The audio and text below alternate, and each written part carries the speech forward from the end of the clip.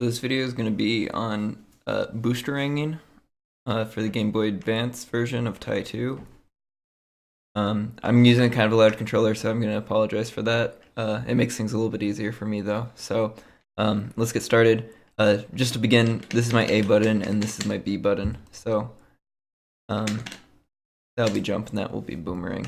So to start, the first thing we need to do is the way this works is we jump and then change directions and then throw our boomerang, and the game tries to slow us down, but since we're already traveling in the opposite direction of the direction we want to throw our boomerang, it'll speed us up. So we can kind of enter that state just by jumping and then turning around and throwing our boomerang like that. So you'll notice Ty slid just like a very, very tiny bit, and that's what we want. We want to enter that state. From there, we can like continue throwing boomerangs to remain in that state and continue building up speed. Let's see. All right, doing it late. So you'll see how he moved back a little bit further and then he kind of recoiled back. So you might notice that we ran out of boomerangs. So to prevent that, we throw the boomerangs down to the ground. So we'll jump in a direction, change directions, throw our boomerang, and then hold down and continue throwing our boomerangs. So that'll look something like this.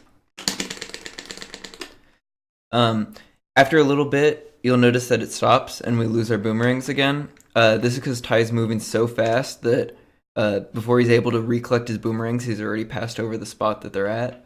So to counteract that, we hold the direction we're traveling in down instead. You don't want to do that right away because it will delay your boomerangs coming back and give you a smaller window to mash in. So there you notice we made it all the way to the corner.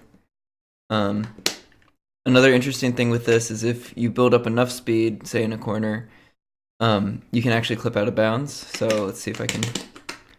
And that's where I think this tech will actually become useful in RTA speedruns, especially on the intro level. So let's go do that.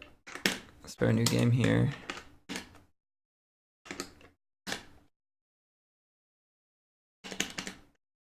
I can skip that with start. Alright, so I'm going to clear some text boxes and enemies really quick. So that's the last text box. So for instance, right here, there's a large platforming section, but if we do our super boost into this corner,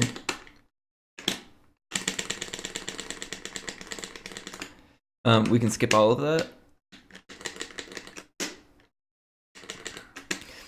When you're in a corner super boosting, you just want to hold down, because if you hold forward and down, your boomerangs will actually go out of bounds and take longer to come back. So doing this on flat ground is actually or normal ground is really difficult, because things like the slope of the ground can mess up what direction you need to hold. Here's another, whoops. So there's another clip to skip some platforming.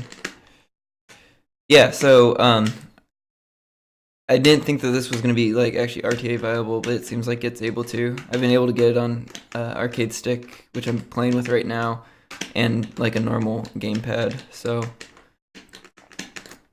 hopefully this video helps. All right, later.